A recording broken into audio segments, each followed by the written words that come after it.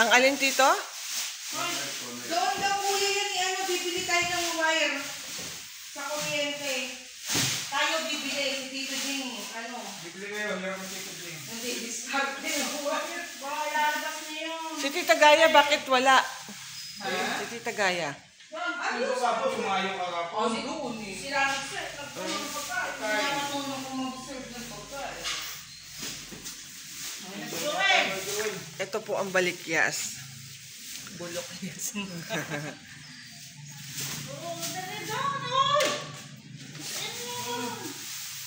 Si Mon yun eh.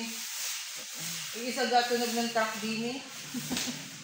Ayun sa lalim. Ang mag-asawang taring. Yan ang pag-asawa, akala mo walang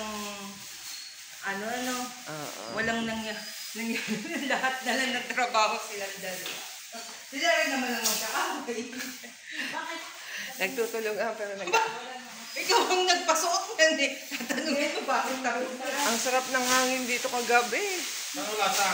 Matamis. Maganda dito, oh. Hindi ka taga rito. Ang matamis dito, matamis.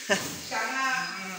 Alam mo, etong cabinet nila, etong cabinet na to, hindi ito nasira, no?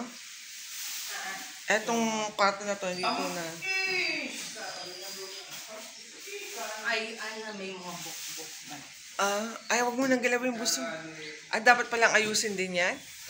Ayun po ang bahay. Ganda kung walang nakatira. Yun po ang Nakakalungkot yung bahay. Oo, nalululog. Yun po ang ancestral house ng Supposed to be. ng lola tsaka ng lolo. Ayun. Dito na kami nakatira. I-blow niyo yung candle, tapos lang tayo. Dati pag umuwi kami, diyan kami umuwi, oh. Ngayon, iba na ang inuuwian namin.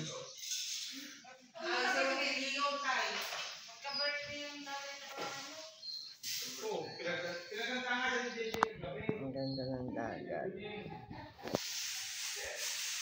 Ayan. Kaya pala, basta nga kung may kandila dito. Marami nang ayusin dito, ano? Ba, marami nang naayos. Marami nang naayos?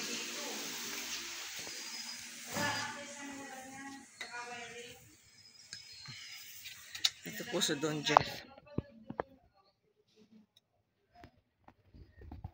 Ayan po ang bundok ng Albil. Kalmadong kalmado. Oh, the striking clouds.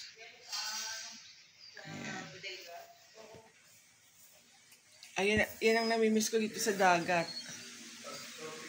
Other view ng bahay ni Lola. Ayun. Ayun ang bahay ni Lola.